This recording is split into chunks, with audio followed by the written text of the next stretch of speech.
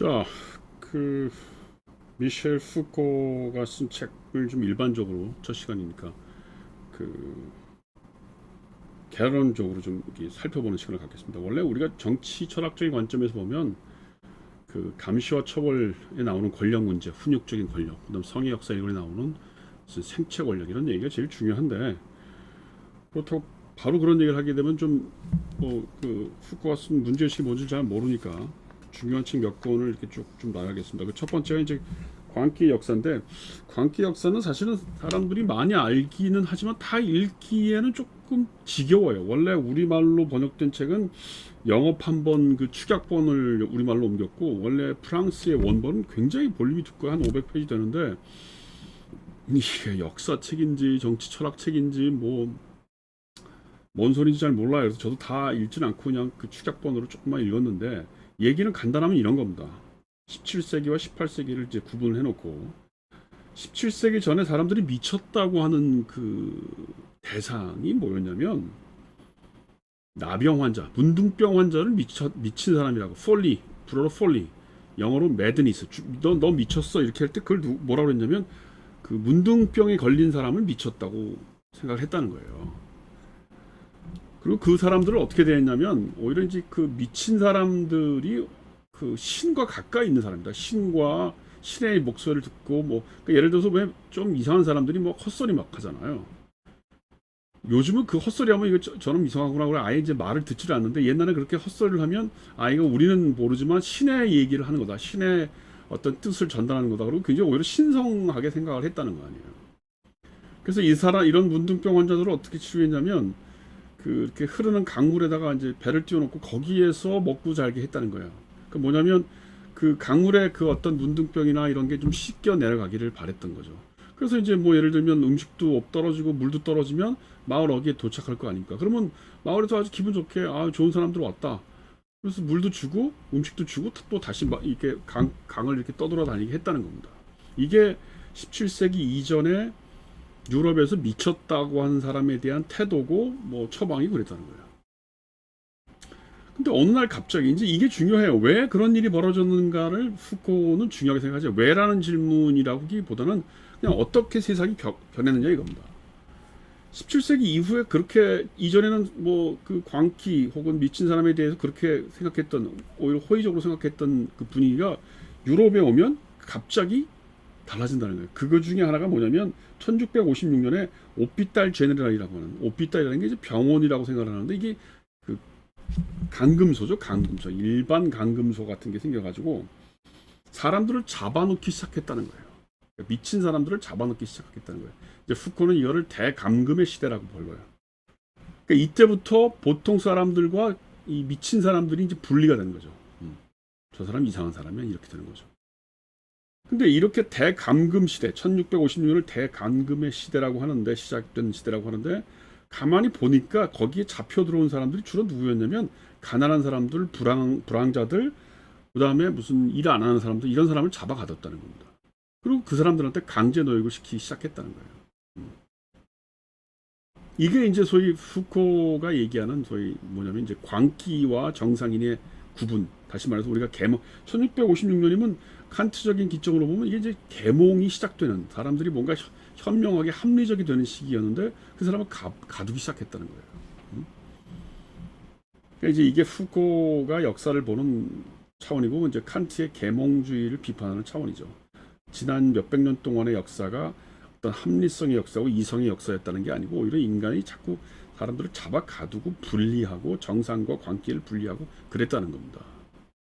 이제 그러다가 18세기가 넘었으면 광기에 대한 치료가 굉장히 그 다양해지는 거죠. 그 대표적인 그게 뭐냐면 피넬과 튜크라는 사람 얘기를 들어요. 이 피넬과 튜크는 뭐 의학사에서 그렇게 유명한 사람은 아닌데 저도 잘 모르겠습니다만 하여튼 의과대학에 있는 친구들한테 물어봤는데 잘 모르더라고요. 잘 모르겠죠. 이런 사람들이 뭐 이 현대 의학이라는 게 정신과 치료라는 게 대부분 다 이제 약물 치료고 하니까 이 사람들은 이제 뭐 그 독특한 형태의 정신과 치료를 했던 사람이고 뭐 그런 사람이 잘 모르겠는데 어쨌든 피넬과 튜크라는 사람이 이제 이 광기에 대한 치료를 적극적으로 주장하고 나섰고 그다음에 미친 사람들의 정신과 육체를 분리하기 시작했다는 거예요.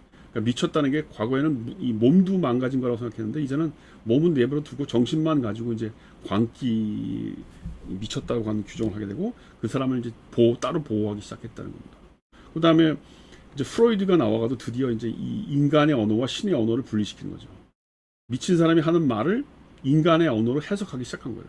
그 프로이드의 꿈의 해석이나 뭐 여러 가지 행동이 결국 뭐예요? 우리가 보통 알아둘 수 없는 행동을 하고 뭐 알아둘 수 없는 그 언어를 얘기하는 것도 어떻게 보면 이제 무의식 속에서 뭔가 잠재되어 있는 거를 얘기하는 거다. 그러니까 그거를 해석할 수 있다고 보는 거죠. 베도이퉁이죠. 베도이퉁. 의미를 그 해석할 수 있다는 거죠. 독일어로 베도이퉁이 뭐예요? 의미하다 그런 얘기죠. meaning, signification, meaning 그런 뜻이란 말이에요. 그거를 잡아낸 것이 프로이드죠. 그러나 푸코의 눈에 보면 이 프로이드의 작업이야말로 정상의 언어와 신의 언어를 이 광기 언어를 분리시켜서 정상의 언어만이 진짜 언어고 광기 언어는 이게 정상이 아니라고 보는 뭐 그런 이분법적인 분리가 시작되는 거죠. 그래서 피넬과 튜크는 인간을 육체와 정신을 나눠버리고 또 뭐예요?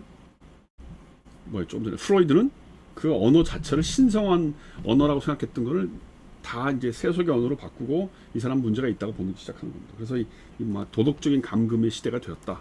뭐 그렇게 얘기하는 겁니다. 그래서 사실은 푸코가 보기에 그 뭡니까 그 광기의 역사는 어떻게 보면 이제 1963년 박사학위 논문, 국가 박사학위 논문인데 그 재밌는 게 하버마스도 그 해에 박사학위 논문을 받았어요. 그게 공론장의 구조 변동이라는 책이죠.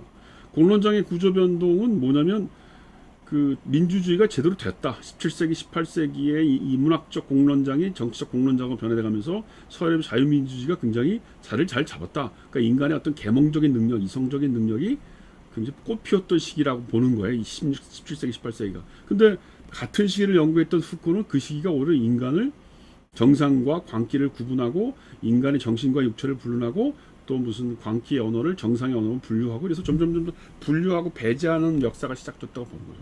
그러니까 푸코와 하버마스는 사실은 정반대에 있는 사람이고 그래서 현대성, 소위 모더니티를 보는 눈도 완전히 다른 거죠. 자, 그게 이제 소위 광기 역사고 광기 역사라고 하는 그 책이 사실은 그 미셸 푸코의 그 전반적인 생각을 잘 보여주고 있는 거예요.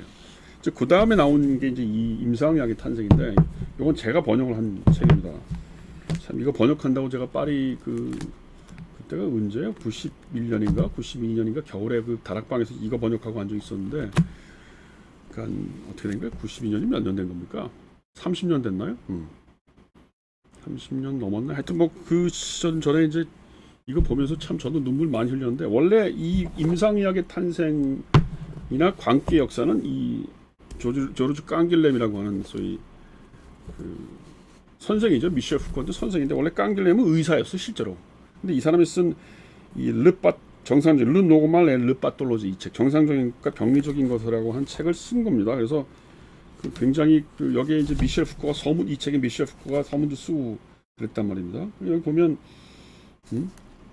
정말 그런 자연과학적인 지식, 의학적 지식도 어떤 개념의 역사를 통해서 볼 수 있지 않느냐, 인식론적인 역사가 있지 않느냐, 뭐 이런 책을 쓴 거예요. 그러니까 어떻게 보면 이 깡길렘은 의학 쪽에서 인문학 쪽으로 온 사람이고, 그다음 미셸 푸코의 광기 역사나 임상의학의 탄생은 약간 철학적인 입장에서 이제 의학 쪽으로 간 거죠. 그래서 실제로 미셸 푸코는 2년인가 3년 동안 그런 임상병리학 뭐 실습도 좀 하고 그랬대요. 젊었을 때.